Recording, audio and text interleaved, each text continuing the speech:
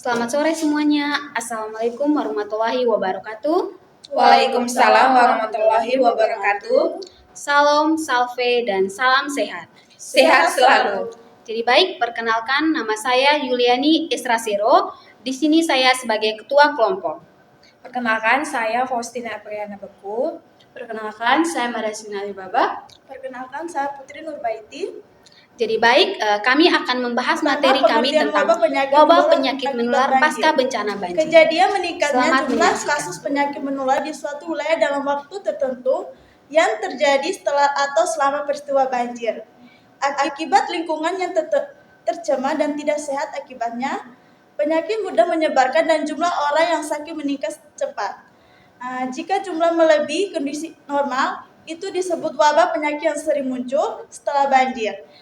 Diare, demam berdarah atau penyakit kulit. Baik, berikutnya dampak langsung saat dan segera setelah bencana. Jadi dampak langsung ini merupakan dampak yang paling terlihat pada saat atau segera setelah terjadi banjir besar sebelum munculnya wabah penyakit secara luas. Jadi yang pertama itu korban jiwa dan cedera fisik. Banjir besar dapat menyebabkan kematian akibat tenggelam, terseret arus, atau tertimpa bangunan yang roboh. Selain itu, banyak korban mengalami luka sayatan, memar, patah tulang, hingga infeksi luka akibat kontak dengan air kotor. Yang kedua, kerusakan infrastruktur kesehatan. Fasilitas kesehatan seperti puskesmas, rumah sakit, dan pos pelayanan kesehatan dapat mengalami kerusakan atau terendam banjir. Hal ini menghambat pelayanan medis, terutama untuk pertolongan pertama dan penanganan korban secara cepat. Yang ketiga, gangguan akses dan distribusi bantuan. Rusaknya jalan, jembatan, dan sarana transportasi menyebabkan akses menuju lokasi terdampak menjadi sulit. Kondisi ini menghambat distribusi obat-obatan, air bersih, makanan, serta tenaga kesehatan ke pengungsian. Yang keempat, kepadatan pengungsian dan sanitasi buruk. Segera setelah bencana, pengungsi berkumpul di tempat penampungan dengan kondisi padat dan fasilitas sanitasi yang terbatas. Situasi ini menjadi faktor risiko awal munculnya penyakit menular seperti diare dan DBD. Lalu yang kelima, masalah kesehatan mental akut.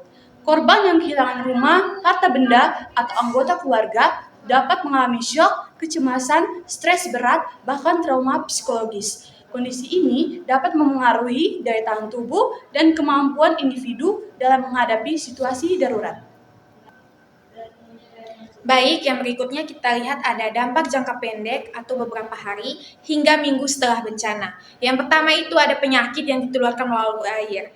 Rusaknya sistem sanitasi dan tercemarnya sumber air bersih akibat banjir menyebabkan peningkatan kasus diare, bahkan berisiko munculnya kolera dan tifus. Kondisi ini terjadi karena masyarakat menggunakan air yang tidak higienis untuk minum dan kebutuhan sehari-harinya. Yang kedua, ada penyakit yang ditularkan melalui vektor.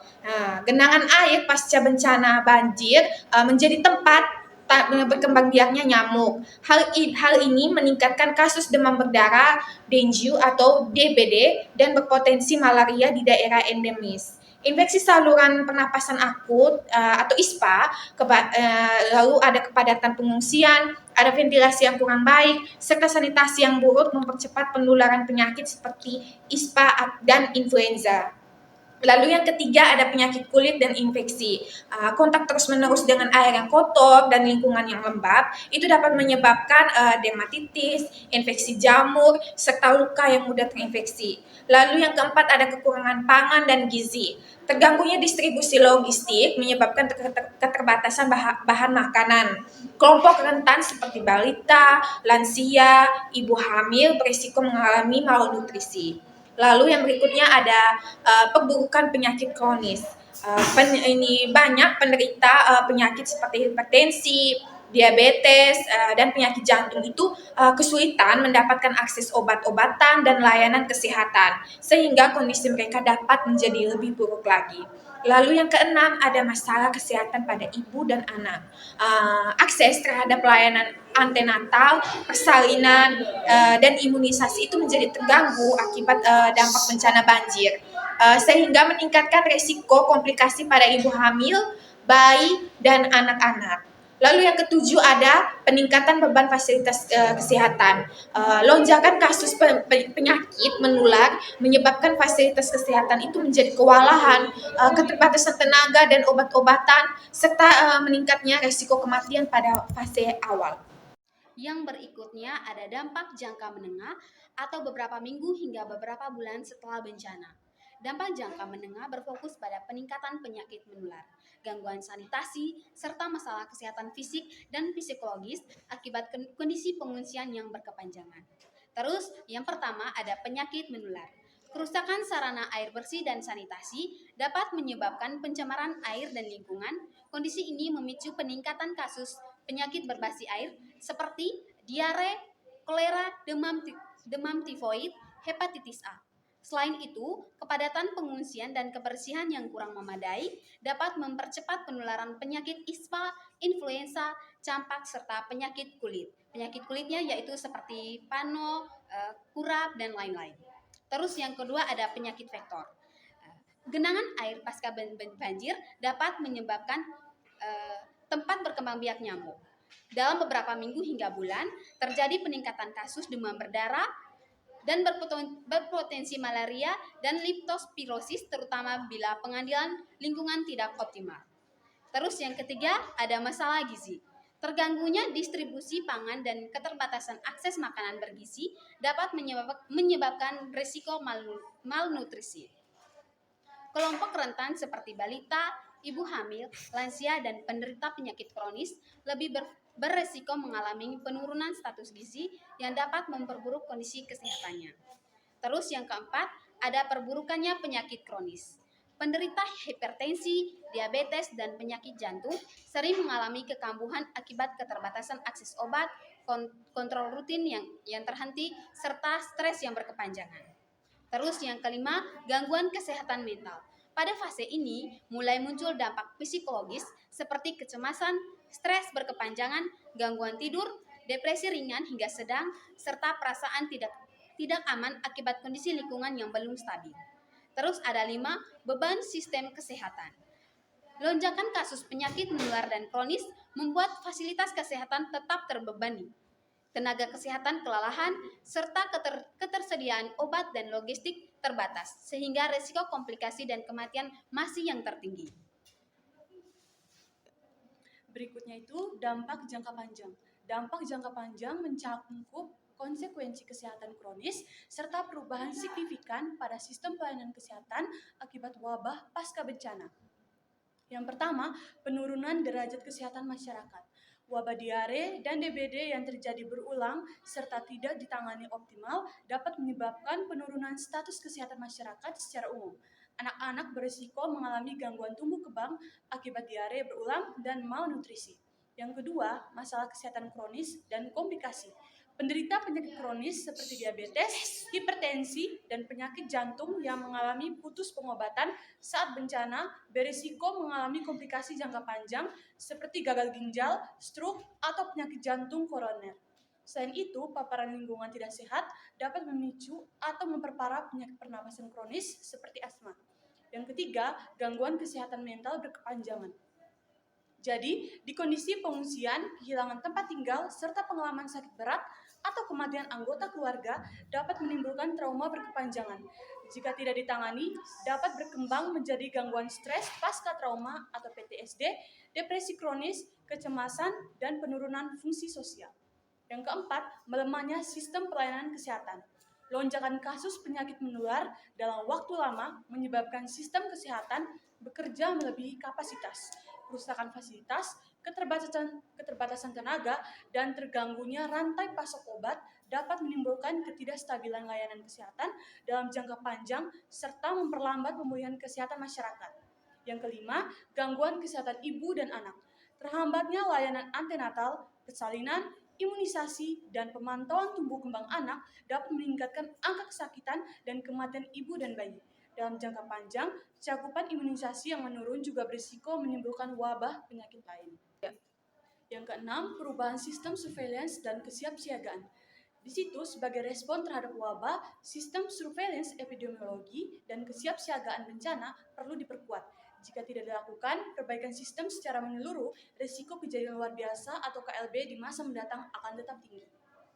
Yang berikutnya ada respon cepat atau phase akut pada wabah penyakit menular pasca bencana. Fokus utama adalah menyelamatkan nyawa, menekan penularan penyakit, dan mencegah sistem kesehatan semakin kewalahan. Yang pertama ada tim medis. Pengiriman tim medis ke lokasi pengungsian menjadi prioritas. Tim bertugas melakukan screening kesehatan, triase pada pasien dengan dehidrasi berat atau tanda-tanda bahaya DBD, memberikan terapi dehidrasi secara oral maupun infus, lalu serta menstabilkan pasien sebelum dirujuk ke fasilitas kesehatan yang lebih lengkap. Lalu yang kedua ada pendirian fasilitas kesehatan. Apabila puskesmas atau rumah sakit terdampak atau tidak mampu menampung lonjakan pasien, didirikan posko kesehatan, tenda medis atau rumah sakit lapangan. Fasilitas ini menyediakan pelayanan pengobatan diare, penanganan kasus DBD, pemberian cairan infus, obat simptomik, dan atau serta pemantauan kondisi pasien secara berkala. Lalu yang ketiga ada sistem komunikasi dan koordinasi. Dibentuk sistem koordinasi antara Dinas Kesehatan, BPBD, fasilitas kesehatan, serta relawan dan lembaga LSM.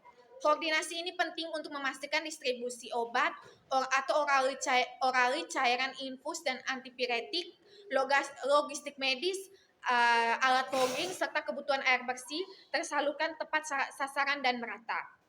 Lalu yang berikutnya ada pengendalian penyakit menular. Tindakan cepat dilakukan untuk mencegah perluasan wabah antara lain yaitu survei aktif untuk mendeteksi dan mencatat kasus diare dan DBD setiap harinya. Lalu yang kedua ada penyediaan air bersih dan perbaikan sanitasi di pengungsian. Lalu yang ketiga ada edukasi PHBS yaitu cuci tangan, pengolahan air minum, penggunaan jamban yang sehat. Lalu yang ketiga itu pemberantasan sarang nyamuk dan fogging fokus khusus di area dengan kasus DBD. Lalu yang berikutnya ada pemberian imunisasi darurat bila diperlukan, misalnya campak pada anak di pengungsian nanti. Lalu yang berikutnya ada ibu hamil, balita, lansia, dan penderita penyakit kronis mendapat pemantauan khusus untuk mencegah komplikasi dan meningkatkan keselamatan selama fase akut. Yang berikutnya ada kesiapsiagaan jangka panjang. Kesiapsiagaan jangka panjang merupakan upaya sistematis yang dilakukan sebelum bencana terjadi untuk membangun kapasitas dalam menghadapi kompetensi wabah penyakit menular di masa depan. Dalam kasus banjir yang memicu peningkatan diare dan DBD, kesiapsiagaan difokus pada pencegahan, penguatan sistem kesehatan, dan perlindungan kelompok rentan. Yang pertama ada analisis risiko dan pemetaan wilayah rawan. Pemerintah dan otoritas kesehatan perlu mengidentifikasi wilayah rawan banjir serta potensi penyakit yang mungkin muncul, yaitu seperti diare dan DBD. Dengan pemetaan risiko, dapat disusun rencana respons cepat, termasuk penempatan pos kesehatan dan strategi pengendalian vektor. Terus ada yang kedua, penguatan sistem surveillance atau penyakit. Sistem pencatatan dan pelaporan kasus harus diperkuat agar peningkatan kasus diare atau DBD dapat membantu mencegah terjadinya kejadian luar biasa. Terus yang ketiga ada peningkatan sanitasi dan akses air bersih. Investasi jangka panjang pada sistem drainase, penyediaan air bersih, dan fasilitas sanitasi yang layak sangat penting untuk mencegah penyakit berbasis lingkungan. Program pemberdayaan masyarakat dalam menjaga kebersihan lingkungan juga perlu dilakukan secara berkelanjutan.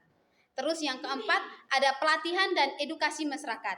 Tenaga kesehatan dan kader perlu mendapatkan pelatihan rutin tentang penanggulangan wabah, manajemen pengungsian sehat, serta pengendalian nyamuk atau 3M+. Edukasi masyarakat tentang perilaku hidup bersih dan sehat atau PHBS dapat menurunkan risiko penularan penyakit. Terus yang kelima ada penguatan infrastruktur dan logistik kesehatan. Fasilitas kesehatan perlu diperkuat agar tetap berfungsi saat bencana, termasuk ketersediaan listrik cadangan, air bersih, serta stok obat-obatan esensial seperti oralit, cairan infus antibiotik, dan perlengkapan penanganan DBD, serta distribusi logistik juga harus dipersiapkan agar tidak terhambat saat kritis. Terus ada yang keenam, perlindungan kelompok rentan. Program khusus bagi balita, lansia, dan ibu hamil dan penderita penyakit kronis perlu dipersiapkan termasuk jaminan akses obat rutin dan layanan kesehatan dasar saat bencana. Terus yang terakhir ada integritas dukungan kesehatan mental. Kesiapsiagaan juga harus mencakup dukungan psikososial bagi korban dan tenaga kesehatan. Pelatihan dasar pertolongan pertama psikososial atau bisa disebut PFA dapat membantu mengurangi dampak stres dan trauma pasca bencana atau PTSD. Jadi sekian presentasi dari kami. Semoga materi yang kami bawakan hari ini dapat bermanfaat bagi para penonton dan para pembaca. Jadi baik teman-teman, jangan lupa Like, komen, dan subscribe. Dah.